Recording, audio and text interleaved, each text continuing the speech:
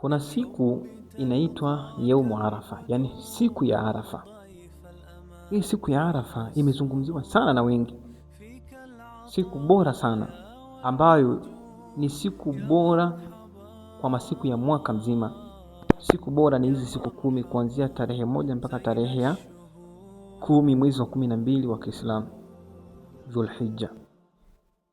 Hii siku ya Arafa, baada ya siku ya Arafa kuna siku nyingine ambayo inaitwa Yaumul Qarri, yani siku ya kutulizana. Tutaielezea pia katika hii darasa yetu fupi insha Allah. Yaumu Arafa ni siku ambayo mahujaji wanakuwa wamesimama Arafa. Manake wapo katika ibada yao, leo wapo wamesimama Arafa, na kesho ambao ndio Yaumul Qarri, siku ya kutulizana, ndio wanakuwa wametulizana sasa, ambao tunakuja kuielezea hapa. Ibada inakuwa bora zaidi kuliko siku yoyote katika maisha yako wewe mwanadamu. Siku ya Arafa imetiliwa mkazo kufunga siku ya Arafa. Ni ya kujitolea. Unaweza ukafunga, unaweza usifunge. Unaweza ukafanya ibada yoyote katika hizi siku, ibada ya ziada, au usifanye, lakini imetiliwa mkazo kiasi kwamba inakaribia kuwa wajibu. Yani ilikuwa imebakia tu Mtume sallallahu alaihi wasallam aseme kufunga siku ya Arafa kwa yule ambaye hayupo hija ni wajibu, lakini hakusema ni wajibu. Maana ni ibada ambayo imetiliwa mkazo sana kufunga siku ya Arafa kwa fadhila zinazopatikana ndani ya hii siku. Mtume sallallahu alaihi wasallam anasema a'zamul ayami 'inda Allahi yawmun nahr thumma yawmul qarri, masiku bora zaidi kwa Mwenyezi Mungu Subhanahu wa Ta'ala, masiku bora zaidi kwa Allah Subhanahu wa Ta'ala toka dunia imeumbwa mpaka kiyama, siku bora ni siku ya Arafa. Kisha baada ya siku ya Arafa, ubora wa siku ya Arafa, ubora wa siku nyingine ni Yaumul Qarri, siku ambayo watu wametulizana.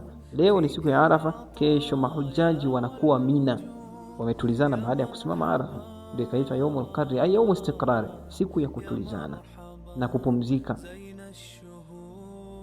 Kwa hiyo tujitahidi sana katika ibada siku ya Arafa ambayo ni siku ya 9 Dhulhijja, na siku ya Idi ambayo ni siku ya 10, pia ibada tahlil, takbirat, kumtaja Allah Subhanahu wa Ta'ala. Na hapa ndipo Waislamu tunapoudhoofisha wenyewe Uislamu wetu. Yani Uislamu watu wana haja ya kujua, ila Waislamu ambao wana Uislamu huo wanauficha Uislamu. Zamani Umar ibn al-Khattab na masahaba wengine walikuwa wanatoka masokoni wanatoa takbirat, Allahu akbar, Allahu akbar, Allahu akbar. Lakini siku hizi Muislamu kutoa takbira na anahisi aibu. Ukiona unahisi aibu kuidhirisha dini ya Allah Subhanahu wa Ta'ala, ujue una chembe chembe ya unafiki katika nafsi yako.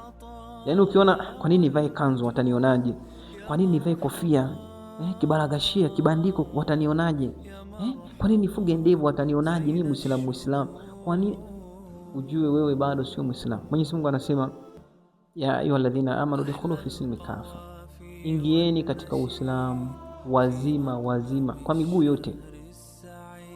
Ukiona una hali hiyo, jue mguu mmoja uko nje ya Uislamu na mguu mmoja uko ndani ya Uislamu, na huo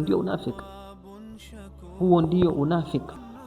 Kwa sababu watu wa batil, watu wanaokuwa kwenye dini ambayo sio sahihi, haina msingi wowote, wanaitangaza wazi kabisa. Wanaimba muziki na kucheza, wanashabikia kwamba wanamchezea Mwenyezi Mungu, lakini wewe mwenye haki unashindwa kuibainisha haki.